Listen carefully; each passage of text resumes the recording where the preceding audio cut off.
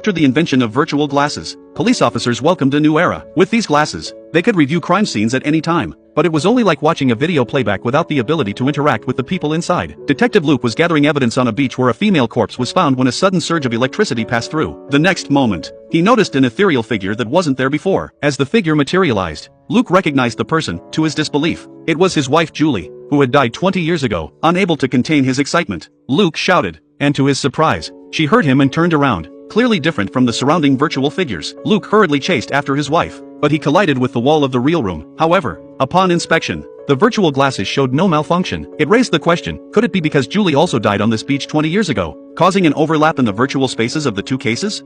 However, the tech expert dismissed this theory as Julie's case hadn't been virtualized yet. Disappointed, Luke returned home. Despite having a new wife, he couldn't let go of Julie, so he returned to the police station late at night, re-entered the beach scene, and indeed found a woman resembling Julie looking at the sea. He called her name, and she was startled but didn't recognize the present Luke. After a brief conversation, Luke learned that Julie's time was synchronized with his, and she had 11 days left before her death. He explained everything to Julie, who, disbelieving, thought he was playing a prank and tried to leave. To make her believe, Luke predicted the outcome of the game the next day and revealed the location of his secret money in a cookie jar in the kitchen for Julie to verify. Returning home, Julie questioned the short-haired Luke about his tricks but, seeing his confused expression, chose to keep the recent events a secret due to their extraordinary nature. During breakfast the next day, Julie recalled Luke's words and emptied the box, finding the items exactly as he had described. Ignoring the bewildered short-haired Luke, she quickly went to the beach. Now fully convinced, Julie asked Luke for an explanation. Luke speculated that they were not in the same timeline and only met due to the virtual glasses. He told Julie about her imminent accidental death from a cliff in 11 days,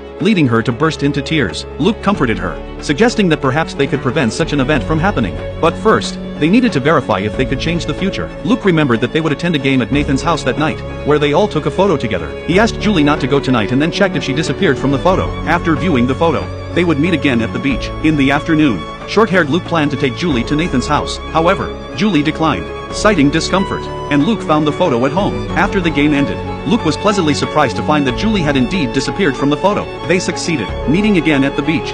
Both were ecstatic. Luke instructed his wife to buy a ticket to leave town the next day, and they would meet at 1 o'clock here. He would check Julie's death record, and if the time had disappeared, it meant she was saved. The next day, Luke continuously examined his wife's death record in the drawer. Suddenly, he noticed the change in the time on the file bag, not disappearing but advancing by 2 days. Julie, originally scheduled to die on the 19th, now faced death on the 17th. Luke informed Julie, who exploded emotionally, feeling that no matter what they did, she would still die. Luke urged her not to panic, reasoning that if the time had moved forward by 2 days, there must be a change in the file. The two started examining the records on the beach. Julie noticed a pearl ring on her finger in the photo. Luke was surprised, as he had seen the same ring on the finger of the recently deceased woman. He immediately retrieved the photo, confirming the identical rings. Then, with a serious expression, Luke pondered, and Julie, having missed the photo he retrieved, anxiously asked what had happened. C'était pas un accident.